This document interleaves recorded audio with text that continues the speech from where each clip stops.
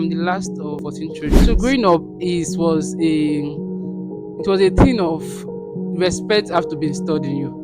Harsh installment. When a child is trying to come out, the child is trying to communicate, the feedback is not so encouraging. So started withdrawing back. If I laugh, if we just get angry, why am I laughing like that? Even at home, I don't talk at home. Like I don't have conversation with my siblings. There was no really that bond while growing up. People would only say I love you in my home. Coming back, you know that you're coming to receive beating. They still call koboko, cow skin.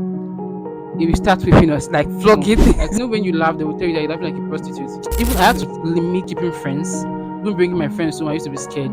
So these things were kind of what shaped, yes, what shaped my behavior. So people used to think that, oh, she's a hard girl, she's a hard girl. It's not exactly, yeah.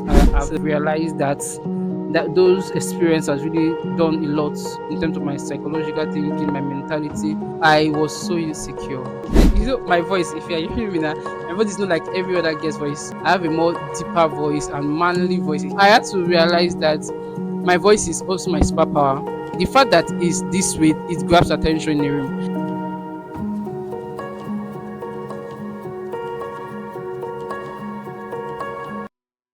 Hi everyone, welcome to another episode of More Than Just a Story, a space where people share stories that are more than just stories, but testimonies of healing, faith, transformation, and growth.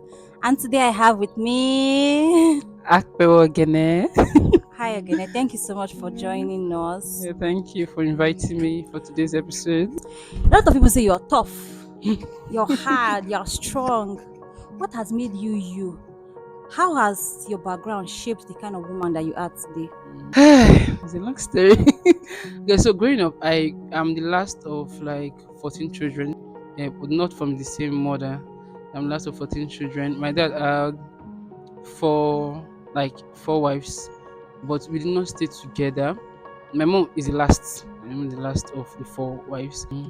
Growing up, I think the third wife passed away, so my mom had to move into with my dad to take care of the seven children of the third wife.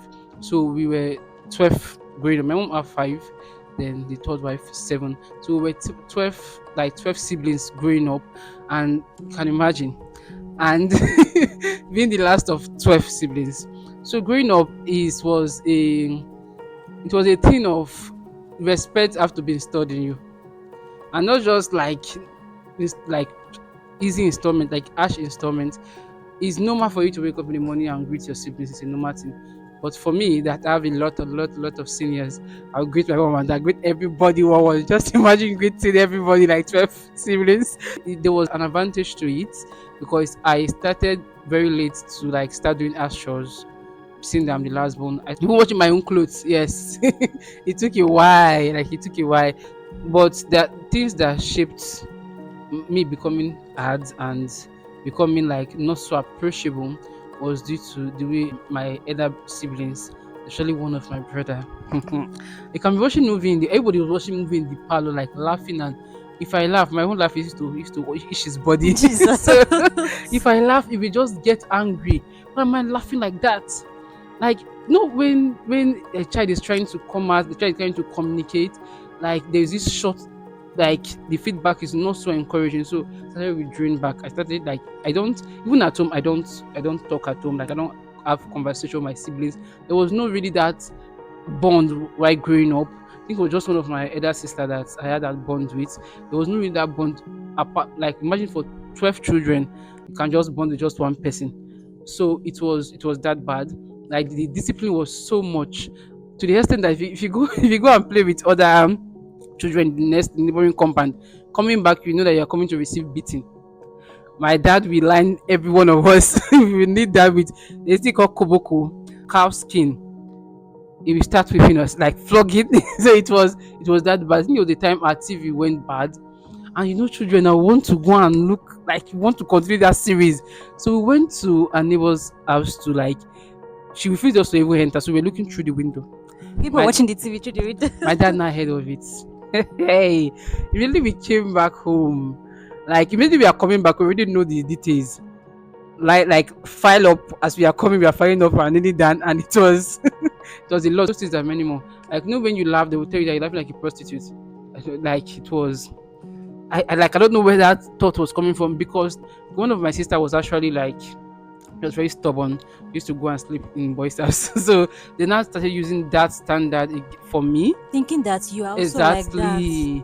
Is that like they're trying to like the fact that maybe we are too soft with this one, so it should be the correction measure or something. So if I laugh, it's a problem. I had to like limit keeping friends, even bringing my friends home. I used to be scared.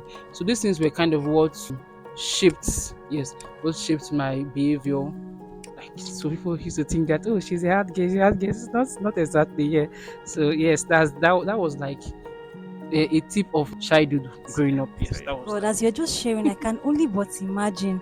Like you could not even express yourself in laughter. Exactly. As a child, you were already being scared of doing things that every other normal child would do. Wow. So, but were there fun moments in your growing up, or this thing just made you to just withdraw completely? Were there times where you even tried to express yourself again? Because actually, I could see that it's reflecting even the woman that you are now. You are not quick to. I remember when I met you, the first time I met you, I was just trying to be. Yeah. And I even help put my hands over you. Me You just kept too. a straight face. So it's like it's making you to get to take time before Yeah. becoming yourself. But was there a time that, okay, after this period of time, you got to even be more expressive a little bit? Uh, I don't. The issue. I think the issue I had is that, I think is human to tend to forget the good times because of the bad times. Like the bad times become more traumatizing. That it stays more than the good times. But I think the few good times, I remember some good times with my family. Definitely, there are some fun times that something will happen. Somebody will do something. Everybody will be laughing. The time that two of my brothers were playing, and one mistakenly threw stone, so he eats he eat the eyes of the other one. So like everybody like that kind of shock. Everybody, Jesus. So like he and we're not joking with the one that the stone.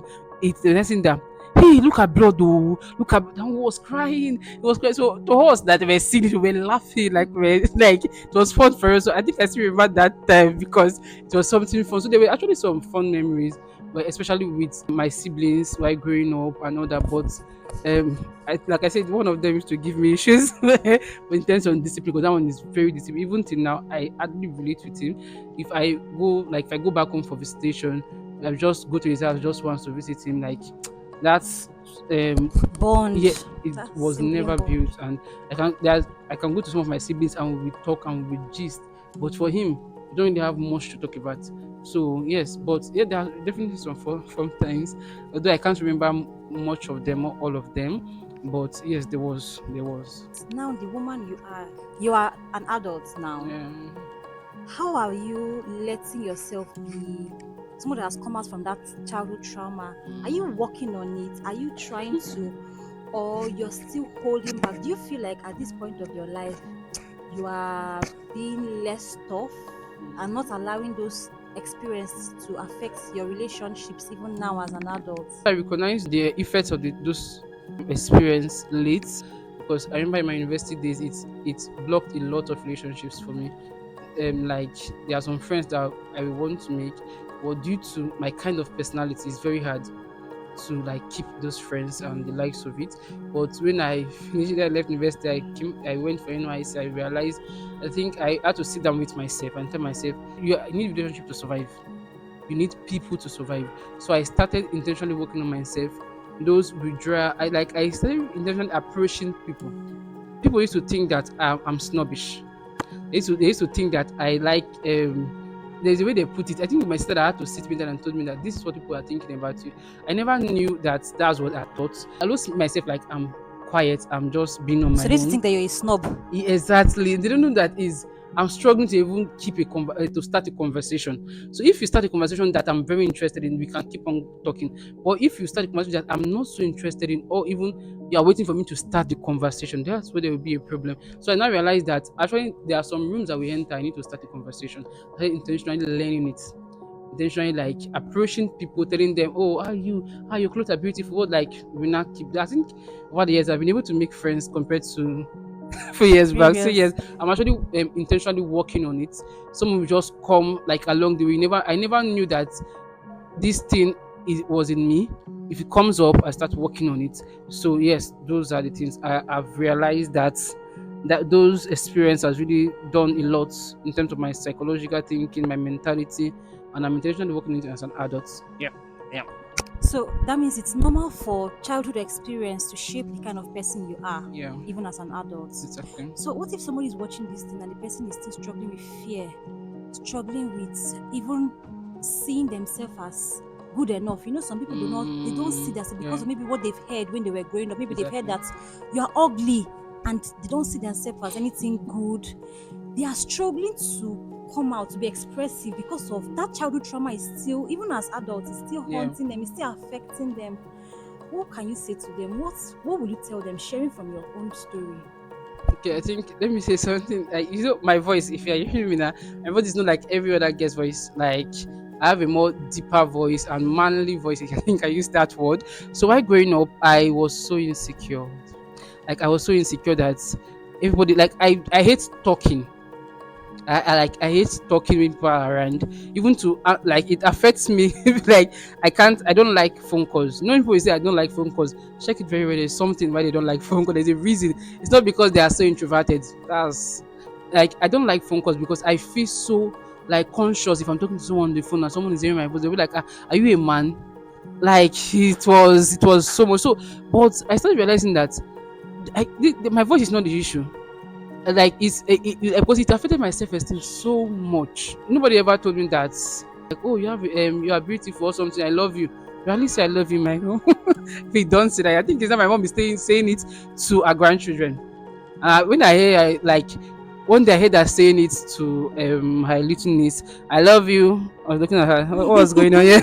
And you never told me you love me, but now you're loving your Exactly. grandchild. But I had to realize that my voice is also my superpower. Like, the fact that is this way, it grabs attention in the room. The people that get in the room is speaking, they can speak and everybody be like, oh, she's a lady. But when you speak and everybody's wondering, is this a lady or is this a male or a female? They will be attentive. They want to listen. They want to turn and look at that person that is speaking. Although I realized that late, but I am glad I did, and I'm not so ashamed speaking in public again. Like, I'm not so ashamed. So here is the thing for everyone feeling insecure, either from childhood trauma, either from you feeling like you are not beautiful or you are not shaped the right way or you don't stand the right way. God made you, like, He gave you that thing for a reason. Like, there are some rooms you will enter that thing, like that, your insecurity will be what will give you access to that room. And I've realized that over and over again. It's what we command respect in that room. So it's time for you to start owning up to it. The fact that you have not been hearing it for a long, tell yourself, look in the mirror and tell yourself, I'm beautiful. It's what you like, it's the way you see yourself, that's how others will perceive you. And that's where you will carry yourself. It's not, you're not pretending. You're not pretending, you know your what. Even though you are not there yet, you are going there. So if you are feeling like, oh, the way I'm walking is not where, or the way my body is shaped, look for clothes that fits your body shape. Like, be conscious about those things. And when you step into rooms, like, you don't allow people to define you first. Be the one to define yourself. And you'll be so shocking that you will see how things will be turning around. People that you think that does not respect you will start respecting you, because you are the one to set the pace for others to follow. If you are saying that you are beautiful, they will have no choice than to see you as being beautiful. So set the pace for yourself and others will follow. So that's my advice for you. Thank Thank you you. so much. I think one thing she has said is see yourself how God sees you from the word of God and then recognize it. When you start seeing yourself like that, others will follow. Thank you so much, Exactly. Oghene, for sharing. I just hope that Thank somebody that is you. watching this will be able to step up, to be able to step into what God has called them, to Yeah. not minding their whatever challenge or experience that they've had. So Exactly. thank you so much for listening. Thank you so much for Thank joining you. us. Please don't forget to subscribe. Yeah. Subscribe to this Subscribe. channel. Please subscribe because there'll be more and more content coming your way. Yeah. So till next time, Bye. bye.